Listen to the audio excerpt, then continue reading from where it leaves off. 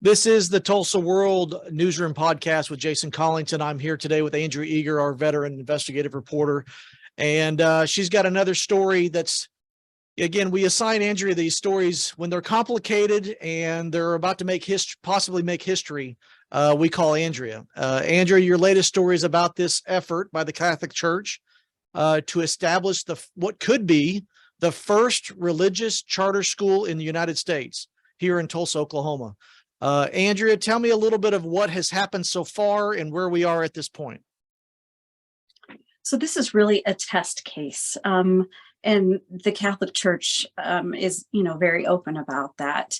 It turns out that the Archdiocese of Oklahoma City and the Diocese of Tulsa, those are the structures, the overhead, so to speak, of the two sections of our state and all of those Catholic churches. They partnered together and started working with a clinic of lawyers who specialize in religious freedom, is what they call it, at the University of Notre Dame's law school about 18 months ago.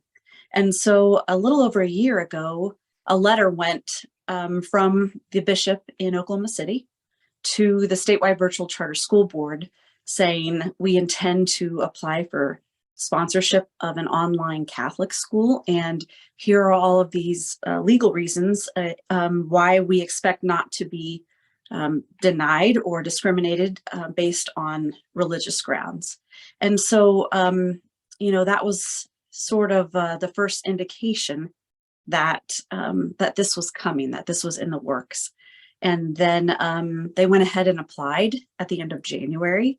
And I spent a little over a week reviewing a 255-page charter school application, laying out their plan for this Catholic online school that could serve kids all across the state, like Epic Charter Schools does, like Oklahoma Virtual Academy, but it would be an actual religious school that teaches the Catholic faith throughout. And that would be the first of its kind in the state, according to legal experts on this subject. So it's, an Oklahoma-based news story that's getting national attention. And one of the things that kind of, again, there's twists and turns in this story. Luckily, you have a long memory, and you know that in 2016, Oklahomans we're talking about all kinds of things related to this kind of topic because we had a state question. It was state question 790, and it asked Oklahomans straight up, do you want taxpayer money being used for religious activities, institutions? And as you reported, 790 went down 57% to 43%. And only 10 counties out of 77 counties in Oklahoma voted yes for this. And so that was the law. It's been the law since 2016. I mean, it's been the law. And then again, the chance for it to be reversed was in 2016, but kind of a curveball came from our attorney general right before he left office. What was that? Yeah, John O'Connor was the appointed attorney general until he left office the first week of January. Governor Kevin Stitt appointed him when our last elected Attorney General, Mike Hunter, left office through resignation. And O'Connor issued this non-binding, it's called an advisory legal opinion.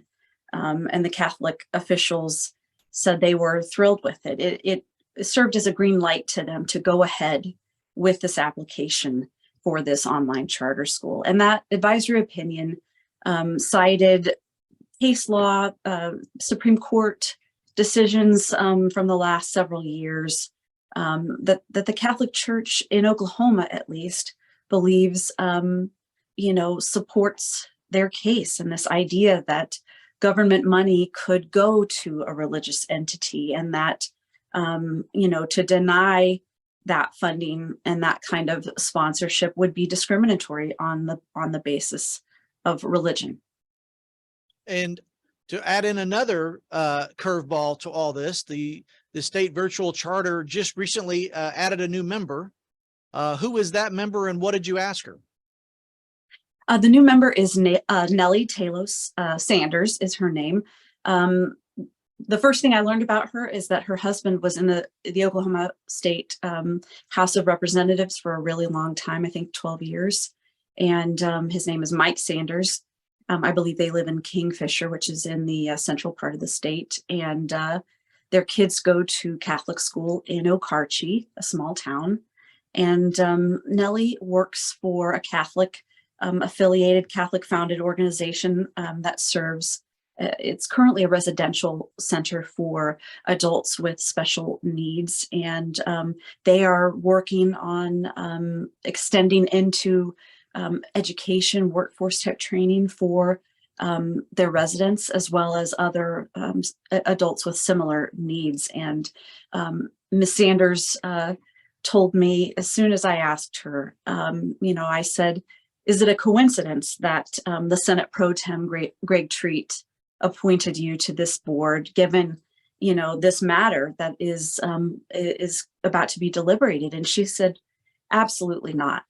But she said she has been an advocate for different kinds of learning needs. That she said she herself is dyslexic, and her two children are dyslexic, and it's that is a big offering that charter schools, that online charter schools in particular, sort of advertise and promote that they're an alternative learning option. And the pacing can be different based on a child's individual needs. And so she said she didn't think it was a coincidence that she's Catholic and works in that space as well. And but she also says she has an interest and passions in this area that she thinks will serve her well. And there are 2 vacancies still on that board. I think that's worth noting. Correct. The statewide virtual charter school board is technically a very small state agency. It governs only online charter schools.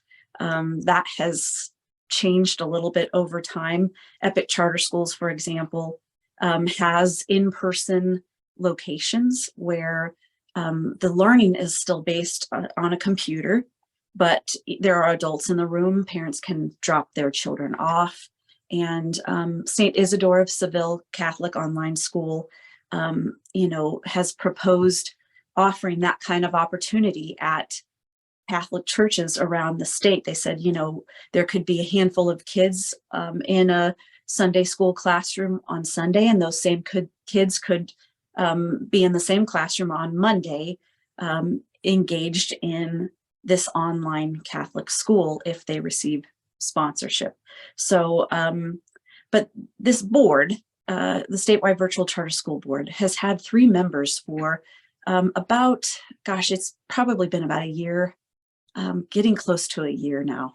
And so their 3rd member was Brandon Tatum. He resigned in November to become Governor Stitt's chief of staff. When he did that, the board's membership dropped to 2. Well, a quorum of that board is 3 members, so they couldn't hold public meetings by law in December and January.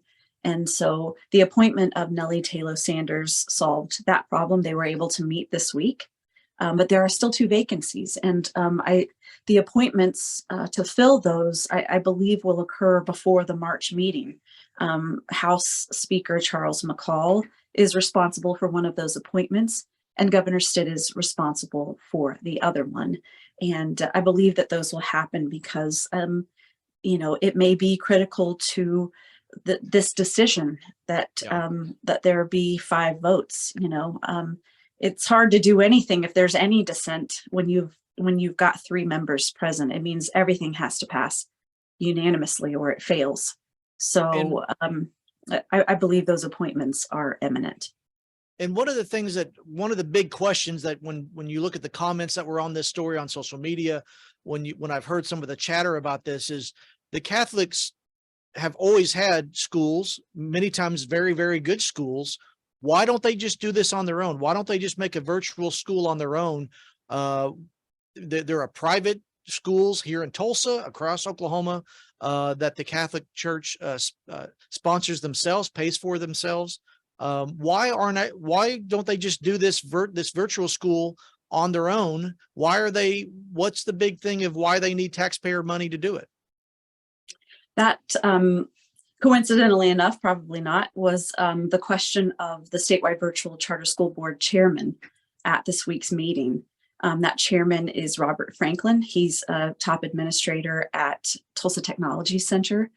Service on that board is voluntary, and so he is an appointed member. I think that's worth noting. But one of his first questions to the people presenting this from the Archdiocese of Oklahoma City was, that very thing. Why, if there's a need for this or a desire for this, why hasn't the Catholic Church done this on its own?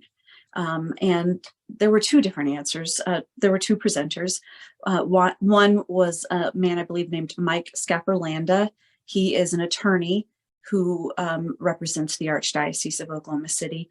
And his first answer was that there was a lack of imagination. Those were his exact words, that it wasn't really thought of or envisioned until the pandemic hit, and a lot of learning across the globe moved online. And then the woman over Catholic schools for the Archdiocese made most of the remarks and most of the presentation to the board. Her response was a little different than his. She said, that there is a need out there, that there are parents in places like Lawton. For example, she mentioned military families who, have need to relocate frequently, and the consistent choice that they make wherever they relocate has been Catholic schools. And so she said they have received calls from places like Lawton where parents are looking for a Catholic school option and don't have one. And she said that cost is a barrier, and that the competition, she said, these other online virtual schools, they are free. And so then cost comes into that scenario for parents because, and for the Catholic Church, because the other opportunities that parents have to choose from for online schooling are free. So that was their answer. Mr. Franklin didn't indicate publicly that he was satisfied with that answer. And there were other questions, particularly from Mrs. Sanders, the newest member. She had a lot of questions about this proposed school's ability to serve students with different learning needs. Dyslexia came up. Mrs. Schuler from the Archdiocese mentioned that dyslexia is the most common special education need that Catholic schools in our state see currently. And Mrs. Sanders challenged her a little bit more about the ability of the Catholic Church to serve, and I think Mr. Franklin jumped in there as well, in asking about their ability to serve students with more profound special education needs. And the response was, well, we don't have much of that currently. It's something we would have to work on. I think one of the things is again, we are kind of at a time right now where we've got either you or Carmen Foreman at the Capitol, Barbara Hobrock, Randy Crable, Lindsay Crable Burton. We're writing about education, it seems like, every day. And since the start of this legislative session, and of course, almost seems like every day before then, the future of Oklahoma education in Oklahoma is on the table. And this is the latest thing, I think you would agree, that has now come before the decision makers, as the governor, the state superintendent, many members of the legislature who think one way or another. The House Republicans, we just reported just today, Carmen sent a breaking story today that the House Republicans here in Oklahoma have put out their plan when it comes to how to deal with school choice. This is a lot of things are on the table here when it comes to the future of public education, the future of funding education in Oklahoma. It seems like this is just another thing that is now being talked about and will be decided on. Very likely, as you said, it looks like something's going to be decided on this in March, possibly. Possibly. And again, the legislative session is going on right now, and these things are being pitched and going to be voted on here in a matter of weeks. You've been covering education for us for a long time. Is this, are we in a new time of so many choices to make as taxpayers and as voters in Oklahoma than Yeah, I you've mean, seen something is before? happening, and this is not a coincidence at all. You know, a lot of these so-called school choice proponents, they know each other. They work together. They are supported by the same few organizations in our state. And, you know, interestingly enough, I think I felt like for a month or two when, you know, after it became apparent that this charter school application was going to come in, I think that was known right at the beginning of December, after O'Connor's opinion came out, and it made it very clear, you know, that the next step was going to be this charter school application. I felt like everywhere I turned to ask, you know, this is a really big deal, isn't it? I mean, this could represent a whole other kind of sea change than the idea of private school vouchers that has been bandied about and was a major issue of the gubernatorial and state superintendent elections last Yeah. year. Yes. And I felt like for a couple of months there, everybody that I asked, like, wouldn't that be a big deal? I think a lot of people underestimated the potential impact for this. They saw it as an online school. You know, the globe has just been through a pandemic, and a lot of parents who never dreamed of trying online education, would never have made that choice otherwise, have now experienced that. And I mean, gosh, in our state, we saw virtual charter school enrollment surge during the pandemic, and now you know, those numbers have dwindled back to pre-pandemic numbers. The people who tried it during that time, you know, have made different choices after the fact. So I think it was viewed as a strictly online school idea initially. But when I asked Brett Farley, is the individual that the Archdiocese of Oklahoma City made available to me last week to ask questions, so I could fully understand the application, things I didn't understand in reading it or that weren't clear to me, and to get some of the context of the why and how. Mr. Farley said this is not just an online school, that their idea is that, to use his words, he said, to pipe German class into Bishop Kelly Catholic High School in Tulsa, if a student wanted to take it, that they could go to a dedicated classroom at Bishop Kelly, a current existing Catholic school student, and go in and take a German class through St. Isidore of Seville Catholic online school. And in that moment, I thought, like, I wasn't off course in asking, like, the potential for this is much greater than it might seem to some people on its face. Now, the proposal calls for the school to enroll as many as 500 kids the first year, and their plan to grow, you know, at what they believe is a manageable pace, includes the statement that they will self-cap at 1,500 students by year 5. So it's not going to be another epic charter schools with, you know, 20,000 students, Right. 25,000 students, you know, within a few years because of their own growth plan. But, you know, and also the idea of part-time enrollment would require a change in law. We saw that issue brought up in the criminal charges brought against the founders of EPIC last year. They were accused of falsely inflating the enrollment numbers of that school and self-dealing, self-enrichment through part-time enrollment of students in a public school. And so I think there are some, you know, questions unanswered about parts of the plan. And the biggest question, obviously, is the constitutionality of it. Right. And that's where the statewide virtual charter school board left things at their meeting this week, was to say, we've got to figure this out. We've got to get some legal advice. It's worth noting that Mr. O'Connor is not our attorney general anymore. He ran for election and he lost in the Republican primary last year to an attorney from Tulsa named Gentner Drummond. He's our new attorney general. And so I think it'll be interesting to see if there are any differences of opinion since the leadership of our attorney general's office has changed in the last 2 months since that opinion came out. It's also worth noting that the attorneys who advise the statewide virtual charter school board work for the attorney general of Oklahoma.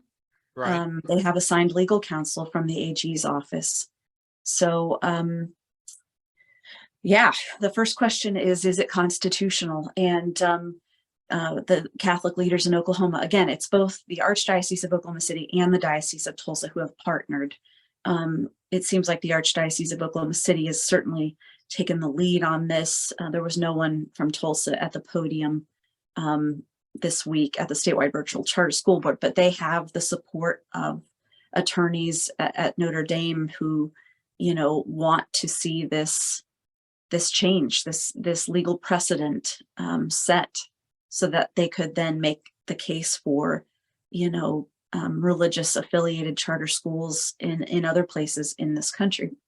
I So also think it's worth noting that, yeah, that there are some national Catholic education leaders who are against this, that don't want government entanglement in private Catholic education for kids. So, it's sort of an interesting test case all around, even within the church. I think it'll probably be viewed as a test. well, and again, like I said at the beginning, if this is approved, it would be the first religious charter school in the United States. Why has there not been another diocese in another state get this through? Are they fighting the same things that we're fighting, which is our Constitution in Oklahoma says we don't federally or state-wise fund religious activities?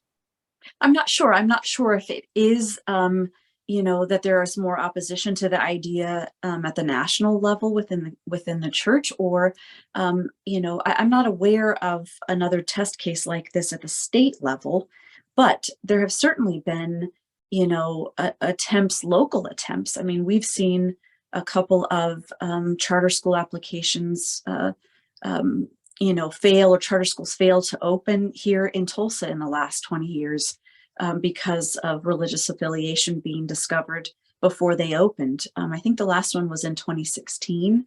That school went ahead and opened as a private school.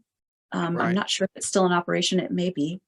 And the other one was a little over 20 years ago. And it was not affiliated with the Catholic Church. It was a different Christian denomination. And once that affiliation was discovered by the would-be sponsor of the school, that sponsorship was discontinued before that school ever opened. So, and I've certainly seen that happen in other places around the country. But yeah, I'm not sure at the state level that this has happened anywhere else.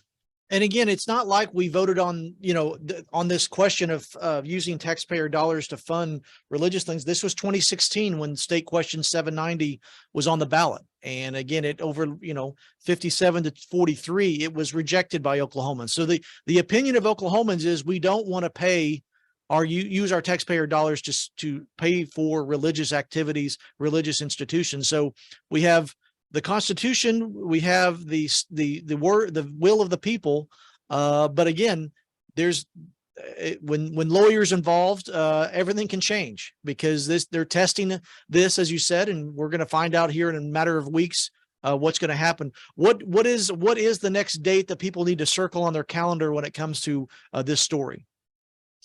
So I believe it's the second Tuesday in March. For some reason, I don't think it's March 17th. You've caught me that is unawares there. The second Tuesday in March should be the next statewide March 14th. March 14th. That should be the next statewide virtual charter school board meeting. again, if they can get a quorum, that's the other trick. You know, no one can get sick or Right. have a scheduling conflict when you've got a 3-member board. Anyway, that's the next planned date. They have until the end of April to actually respond, and that response is a vote up or down. The chairman, Robert Franklin, said to me when I asked after the meeting, you know, will this be decided in March or will it be later? He said, well, you know, we have longer, but, you know, I feel, you know, like this is a very big question looming, and we owe it to do our due diligence as quickly as possible to get these folks a response. So he indicated to me that he wished that they would decide as soon as possible. That would be that March meeting at the earliest. That's the main date. And like I said, the appointments of those members to the 2 vacancies could occur at any time between now and then. Well, of course, you will be there, as you are always at the usually in the front row of the biggest news stories that are happening in our state, especially when it comes to our state government and when it comes to education. So Andrew will be there, report from there. We'll continue to monitor again if those appointments are made. We'll of course let everyone know about that, and of course she'll be at that meeting on March 14th to report the latest from there. Andrea, thank you so much for your time. This is the Newsroom podcast from the Tulsa World. It is available on Apple, Spotify, and Google, and we will catch up with Andrea as this story develops. Thank you, Andrea. Bye.